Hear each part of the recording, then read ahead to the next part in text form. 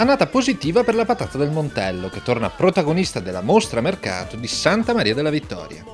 Dopo aver saltato la scorsa edizione a causa della scarsa produzione, il pregiato tubero trevigiano quest'anno ha beneficiato delle piogge, registrando un abbondante raccolto che ha consentito così l'organizzazione della 22esima mostra mercato, svoltasi nel punto più alto della collina del Montello. La manifestazione, nata su iniziativa di un gruppo di coltivatori, è oggi promossa dal Consorzio Patata del Montello Carantina, che tutela la tipicità del prodotto riconosciuta dalla Regione Veneto. Questo consorzio è nato dopo 24 anni che c'era un'associazione di agricoltori. Quest'anno a marzo abbiamo deciso di fare il consorzio per tutelare questo prodotto che è di questa collina. Lo scopo del consorzio è di tutelare il prodotto, che è un prodotto particolare, facendo sì che l'agricoltore che produce la patata deve guadagnare un po' di più.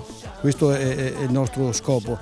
Adesso stiamo lavorando per fare anche dei cartelli dove all'ingresso delle varie aziende agricole sarà scritto socio consorzio del Montello Patata Carantina, con vendita oppure no.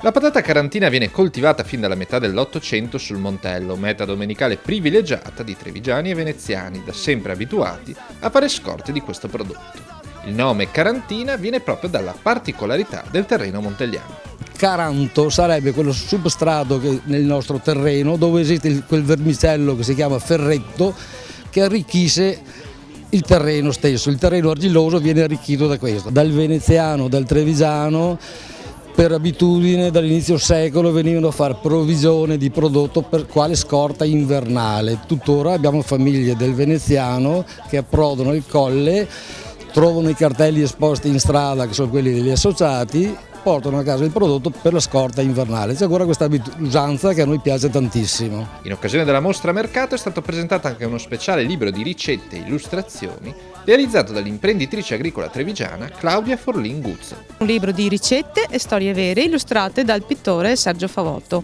Il libro, che si intitola Patate, amore e fantasia, contiene le ricette anche del pane di patate, che è appunto il pane con l'aggiunta di patate schiacciate, oppure il dolce di patate, che è a base di patate e mandorle,